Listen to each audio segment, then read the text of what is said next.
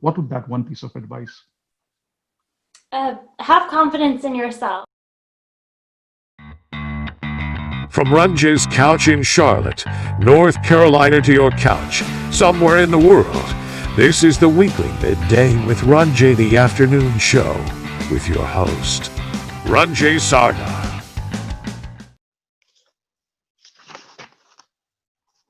Hello, welcome, and namaste to yet another episode of Midday with Ranjay, a show where we meet the person behind the professionals that they are. My guest for this afternoon is a dear friend and a fellow HR professional, Miss Allison Morphis. Allison currently serves as the HR manager for Nederman.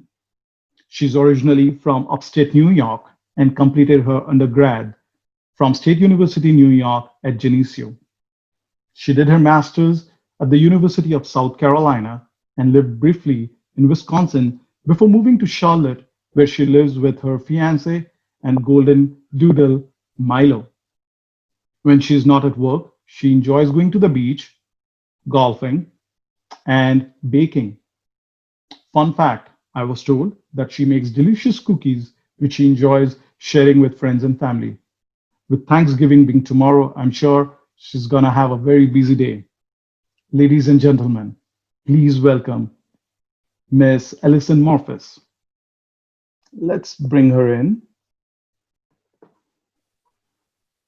Good afternoon, Allison. How are you? Good afternoon, Ranjay. I'm doing well. How are you? I'm doing well. Thank you so much for accepting my invitation. How has your day been so far? It's been pretty good. The weather's been pretty nice, and we're getting ready for the holidays, so I can't complain. How about you? Right. So happy Thanksgiving in advance. Any specific plans? I make a big Thanksgiving dinner, so I'm getting pretty excited about that. I love to cook, but it'll be pretty small this year, with travel restrictions and all, but still looking forward to it and having a good meal. Right. Yeah. I was reading your introduction, and something that caught my attention was your love for baking. So I'm sure it's gonna be a busy day for you tomorrow. Busy but fun, right? Busy and fun. Right. All right. So I'm so thrilled that you accepted my invitation to be part of the show, which is Midday with Ranjay. And listen, as you know, the show is all about trying to understand the person behind the professional that they are. And that brings me to my first segment, which is how I got where I'm at. Now, my viewers who are all across the world would be interested to understand how did you start your journey, and how has your journey been so far? Right. So I graduated with my undergraduate degree from the State University of New York at Geneseo. It was in communication, and my track was interpersonal organizational communication. So a little bit more theory research based. And I was a little unsure of what to do next, to be honest. I didn't know right away that HR was exactly what I wanted to do. I did a lot of job shadowing. I went to like women in business lunches, and I, just met a lot of contacts in the business world to see what my area of interest would be. Like, what did I find exciting? And from there, I decided that HR, that was it. So I went to grad school at the University of South Carolina and got my master's in human resources. And from there, I moved on to Ingersoll Rand, where I was part of their HR development program. It was called an ADP program at the time. And I was lucky that as part of this program, I got to have 3 different rotations. I did an operations HR, where I got my first union experience. I then moved to corporate HR and see what that really took and how that was so different from more of that operations HR. And my last rotation was in HR communications and employee engagement. I moved on to my next role. I moved companies and went to Seal there. And while I was here, this was a company that was moving to Charlotte at the time. They had had 3 separate divisions, and they were going through a massive change and restructure. And so I got some great experience there, learning what it's like to be HR in a more chaotic environment. So from there to my next step where I am now, where I'm an HR manager at Nederman, I had a bit of a gap.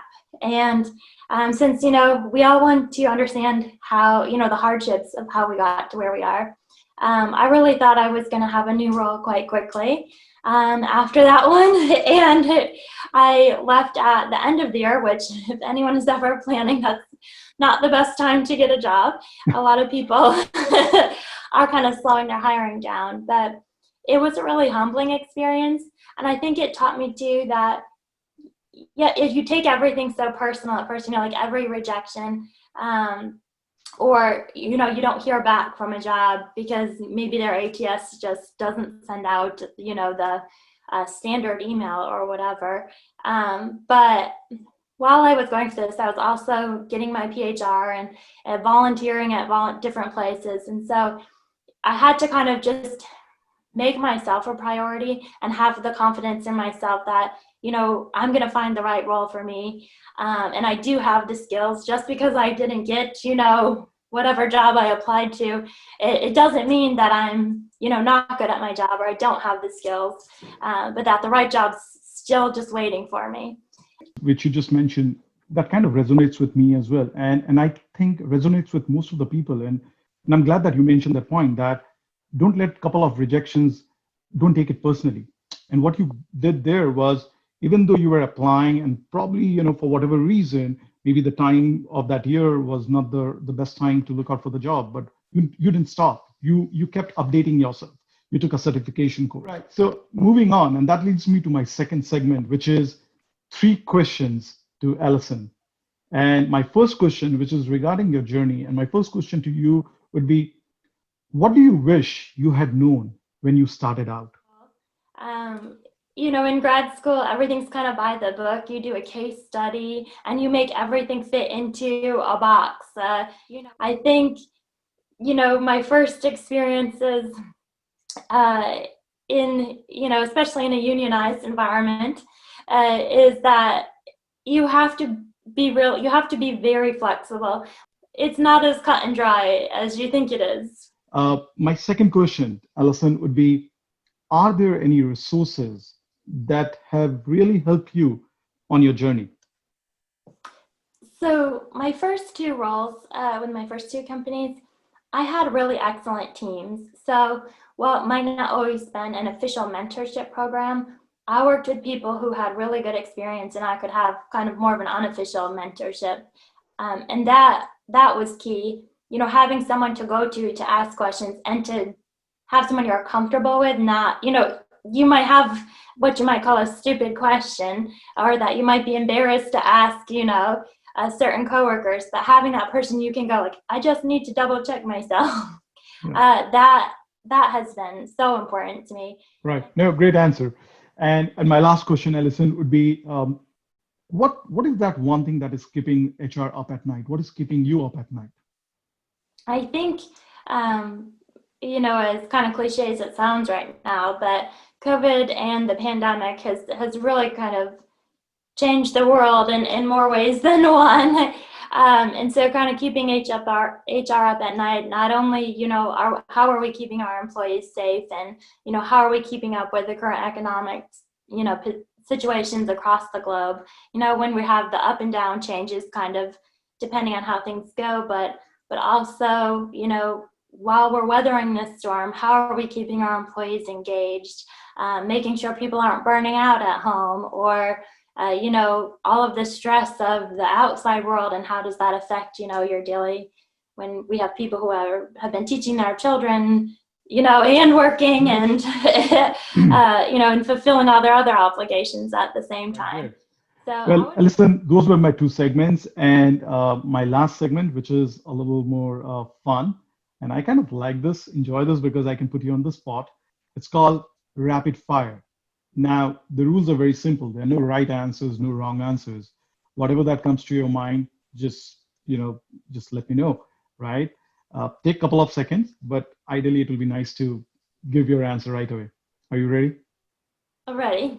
All right. Okay. So my first question, Allison, is, wow, if a movie was made of your life, what kind of movie would it be and who would play you? Well, I would definitely want it to be Jennifer Aniston, although we are not quite in the same age group. I like to think of her as my celebrity spirit animal. But in terms of, oh gosh, What kind of movie? what kind of movie? I would hope it's like a serious comedy. I don't know if maybe they call that like a dark comedy nowadays, where there are some moments that are kind of tough, but we smile and we get through it, and there's some jokes along the way.